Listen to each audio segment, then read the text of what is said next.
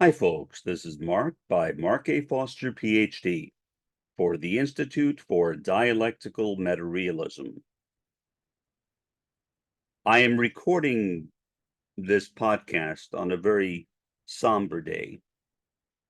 I have just come across the news about a couple of hours ago that Israel plans a retaliatory strike on Iran. We don't know when that will be. Could be today, tomorrow, the next day. I don't know. But Israel has a pattern of not waiting that long. Whether that will be the case here, no one can know.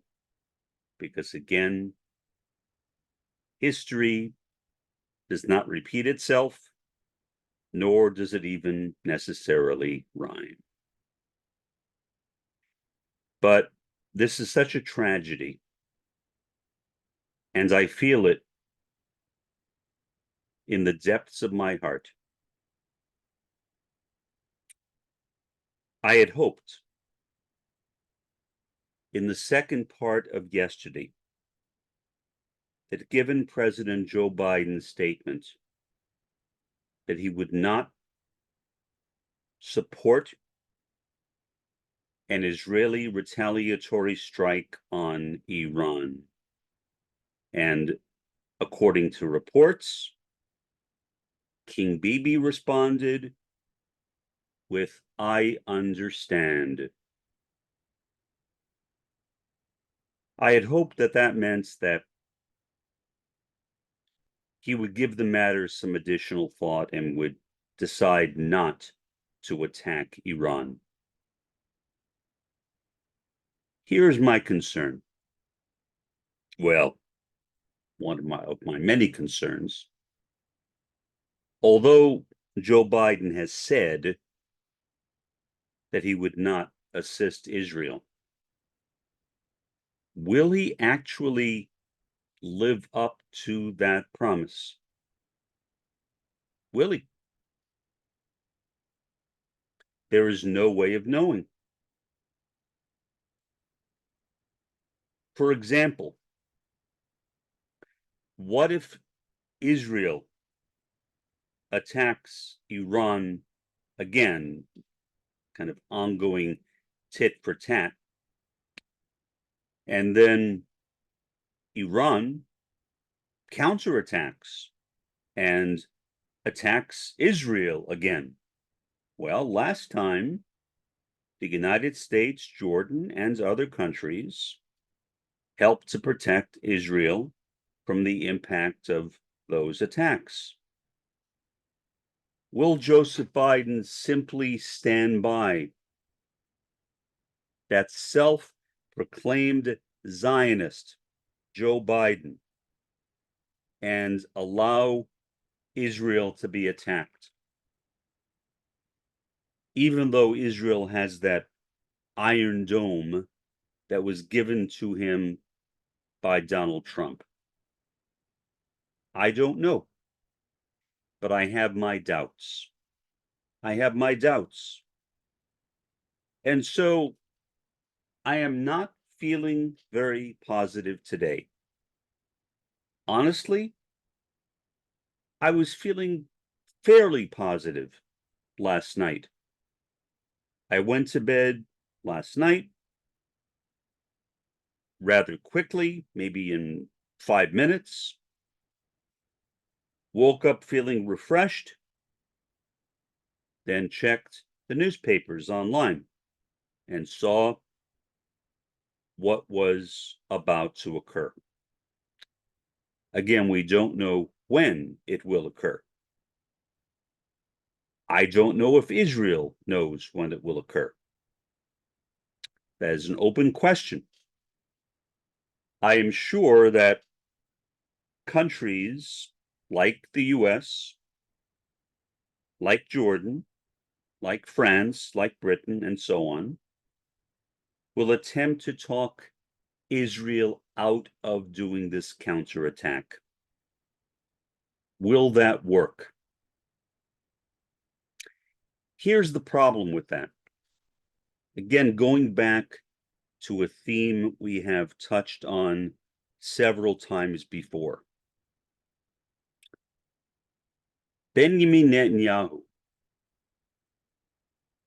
will be on trial for war crimes entirely unrelated to Gaza or Iran this time around, as soon as his prime ministership is over. And he knows that.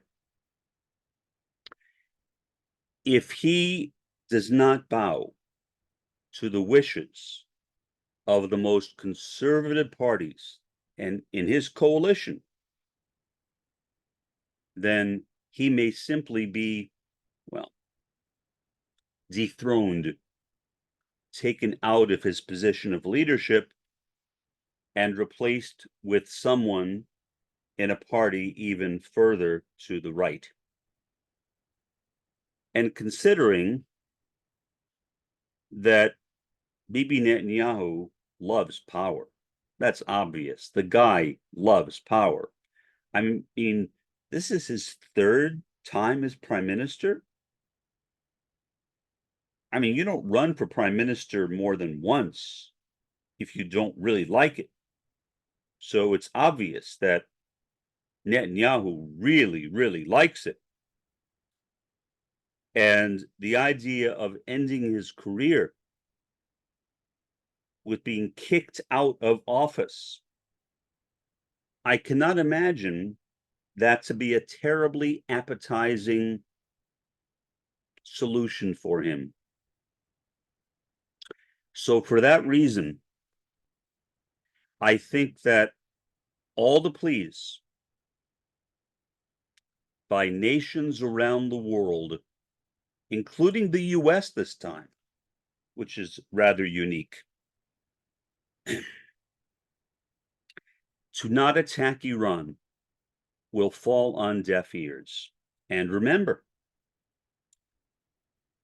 the Iranian war was started by Israel, not by Iran.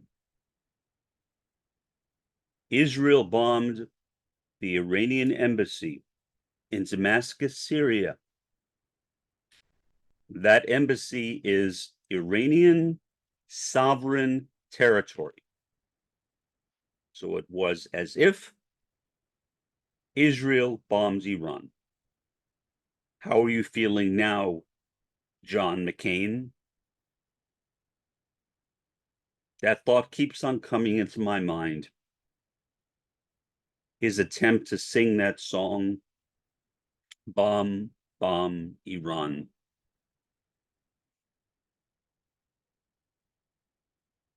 Regardless, however much concerned Biden and others are about this war resulting in a spread of global instability,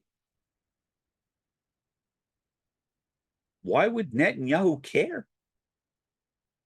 Why would he care? That has no effect on him. Most political leaders have at least a semblance of concern for the stability of the world. My impression of Netanyahu was that he has none. I could be wrong, but I don't think he has any at all. Bibi Netanyahu is a bully. He is the bully on the international bloc. And I think he will do whatever he thinks it will take that will place Israel in a position of unchallenged supremacy in West Asia, and particularly over Iran, a country, by his own admission, he has been dying to attack for a long time. Last year, he said he planned to do it by the end of the year, which never happened. But now that he has presented himself with this golden opportunity, why would he pass it up? And again, I say presented himself because Netanyahu started the war. He could have started that war anytime he wanted to before. And what I wonder is, as I said previously, why he didn't. Why he simply decided to attack the Iranian embassy a few weeks ago. Why didn't he do it years ago, months ago? I have no answer to that question. It makes no sense to me, but I'm sure something was triggered in Netanyahu's mind that led him to decide to make the strike right now. And like he did just before. And then Iran responded with a retaliatory strike, saying that as far as they are concerned, the matter is closed. But it is not closed for King Bibi. Not closed at all. And so I think we are about to see a series of tit-for-tat situations between Israel and Iran. And no one knows how far it may spread or how long it may last. And even though Joe Biden said yesterday that he would not assist Israel in a retaliatory strike on Iran, will he actually, as a self-proclaimed Zionist, live up to that? Or what happens if there is a shooting war back and forth between Israel and Iran with missiles flying simultaneously in both directions? Will Biden stay out of it? I find that difficult to imagine. I really do. So again, that brings me back to what I said this past week, that I do think that we might very well be on the cusp of something approximating a third world war. And you cannot believe how much I hope I am wrong. I really hope I am wrong. I don't want to see any more people killed, even in Israel. I just don't. I don't like the idea of people dying needlessly to satisfy the ego cravings of a madman, Bibi Netanyahu. It does not appeal to me at all. It's not where I get my comfort. So I see this happening and I feel powerless. Well, that's because I am powerless. There is literally nothing that I can do. Here I am sitting in my dining room in my condo in the city of Mission, Texas, 2 miles north of Mexico. Maybe I should go to Mexico. Maybe I should get an extended visa and spend some time down there. Get out of this godforsaken country. I've thought about that, and I might do it. I mean, there's nothing stopping me. I have the money. I don't know exactly where I would stay, but I'm sure I could contact an appropriate agency and have plans made for me and go down there. But will I do that? I doubt it. I doubt it. visiting Mexico has been enough for me to get out of the first world, this disgusting first world that I live in.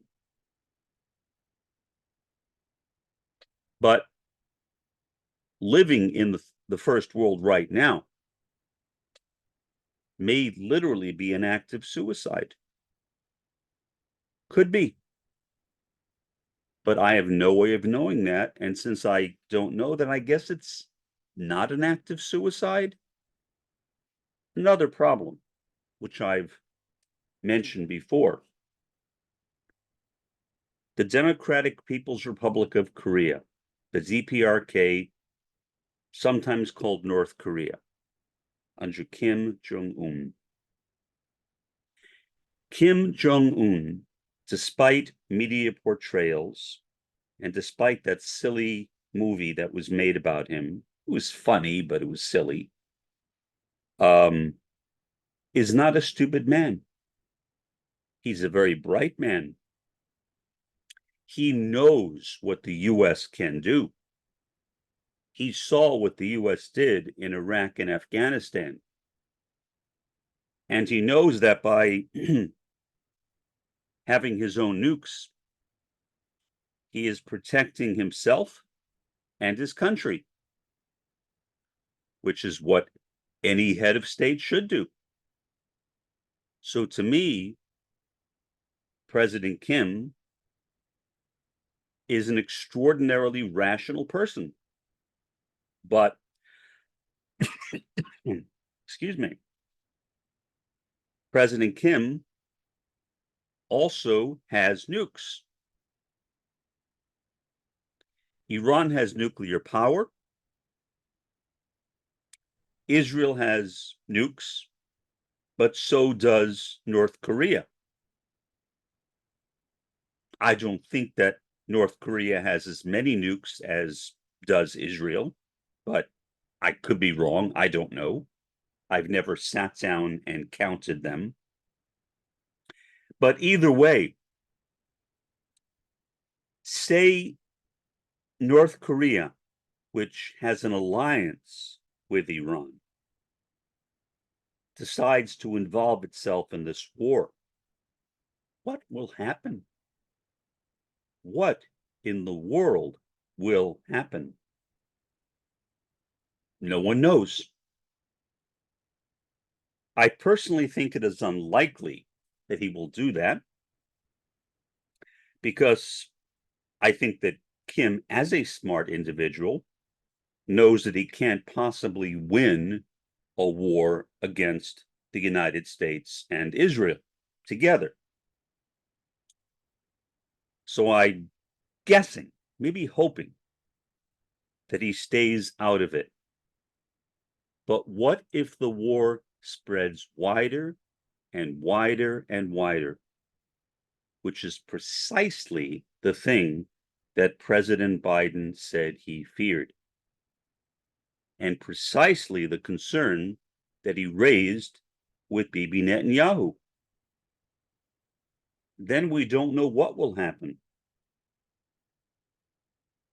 If nukes begin flying everywhere,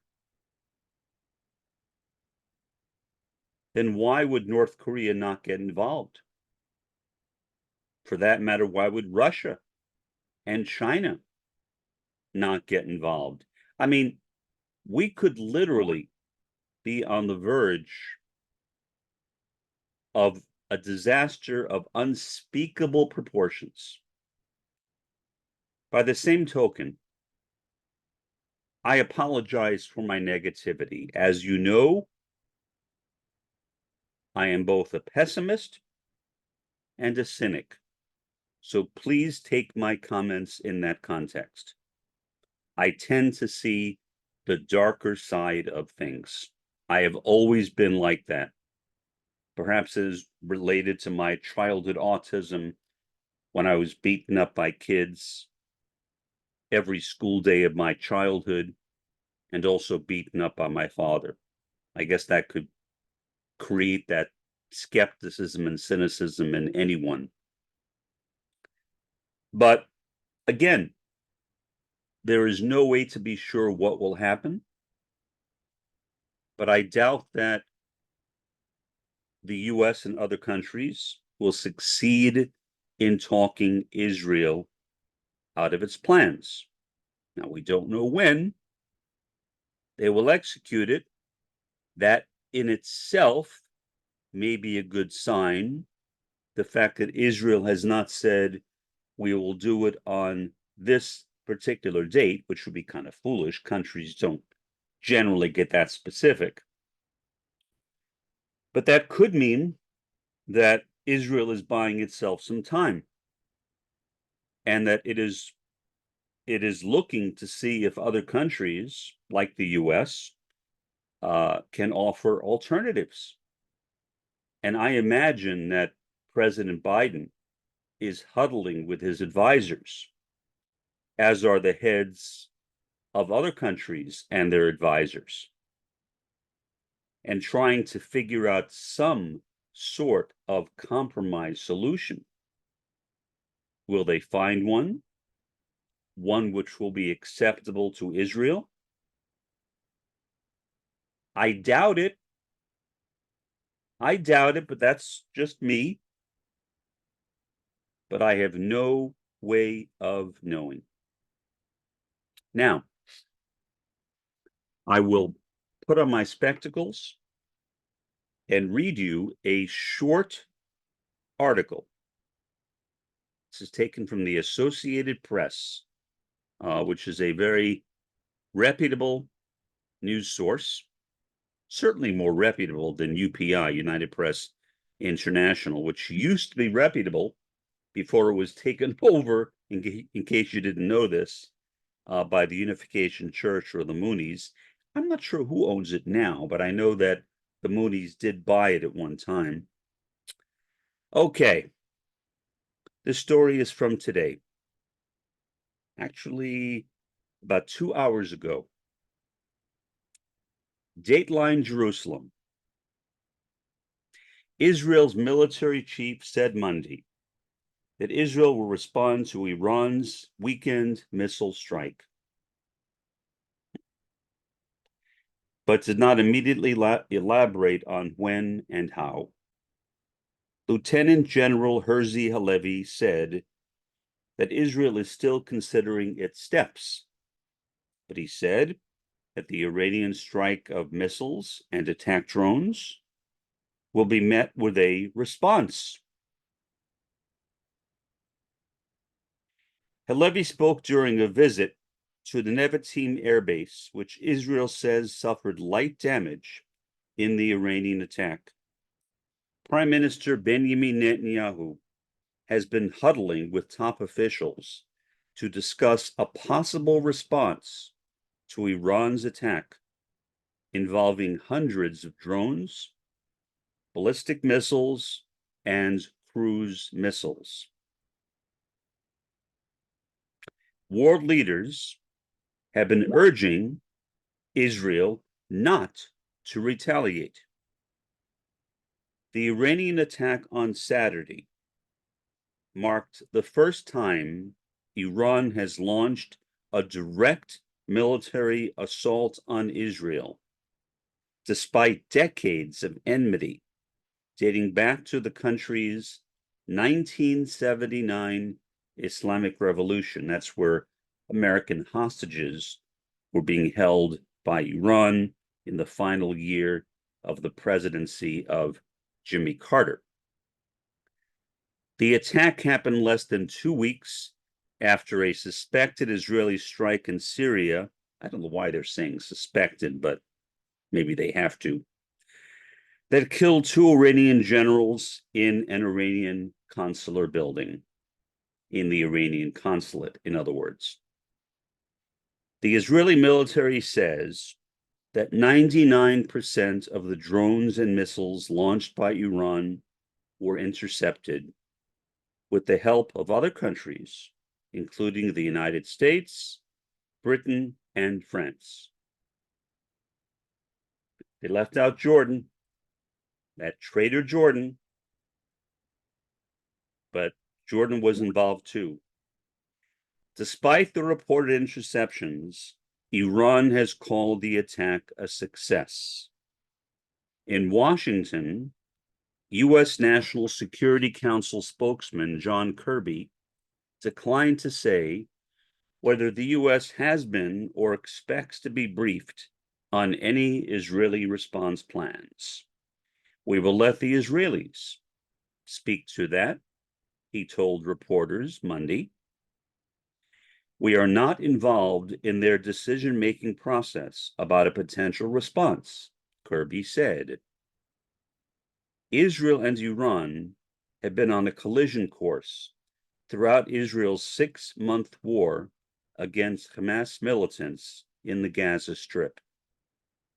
The war erupted after Hamas and Islamic Jihad, two militant groups backed by Iran, carried out a devastating cross-border attack on October 7th that killed 1,200 people in Israel and kidnapped 250 others. That is the end of that short story from the AP. So, what else is there to say? If there is something, I don't know what it is. The best we can do, in my opinion, is to adopt a wait-and-see attitude. We don't know what will happen. Even though Israel talks about this retaliatory attack, we don't know if Israel actually will go through with it, although I have no reason to believe that it won't. But I think the best thing is to remain calm. Anything except calmness will do no good. Stress, anxiety, fear, terror are useless. They will not solve the problem. The problem needs to be solved by the dialectic.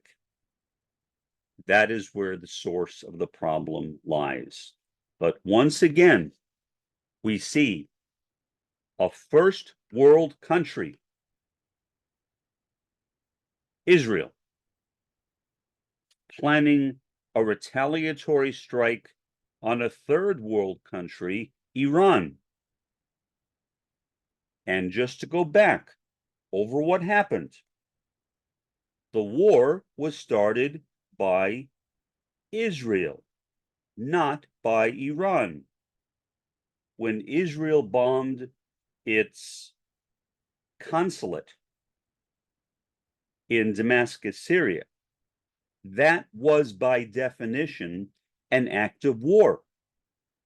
Just like if some country bombed the US consulate in some other country, that would also be an act of war. Why? Because consulates are the sovereign territory of the countries to which they belong. So again, the war was initiated by Israel. The war was not initiated by Iran. Anyone who says anything else is either misinformed or lying. And I would be tempted to think lying, but I don't know. That's just my own negativity, I suppose. My own low view of the state of human nature in the 21st century. I really don't think very much about human beings, if indeed we even are worthy to be called human beings, which to me are beings possessed with humanity. If a person has no humanity, that person is not, in my view, a human being. Homo sapiens sapien, yeah, that's a biological category, not a human being. So what I consider Netanyahu, what I consider Joe Biden, what I consider all the other players in this horrendous activity, potentially against Iran, to be human beings? The answer is no. I would not. And I hope that you don't either, because I think that we need to stand up for the nature of what a true human being is.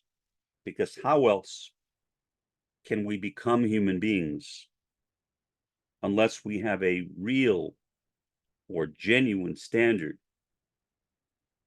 for what a human being is? And I simply don't see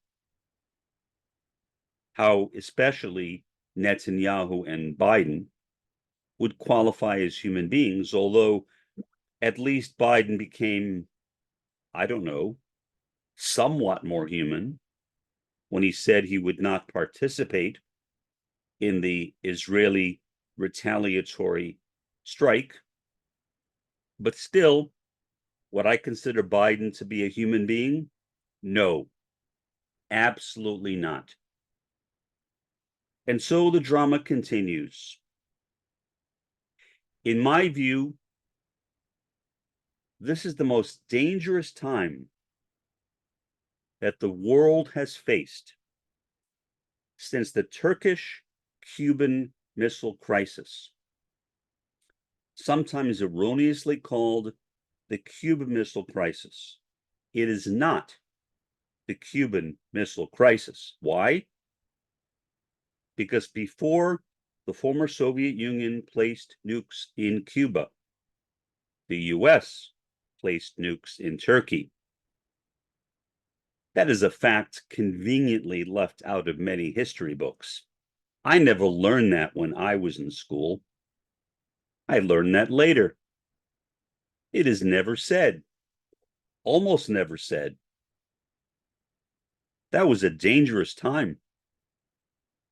I remember vaguely, I was kind of young, but vaguely, President Jack Kennedy getting on television, warning the American people about the possibility of a nuclear war with the USSR. Fortunately, that never happened.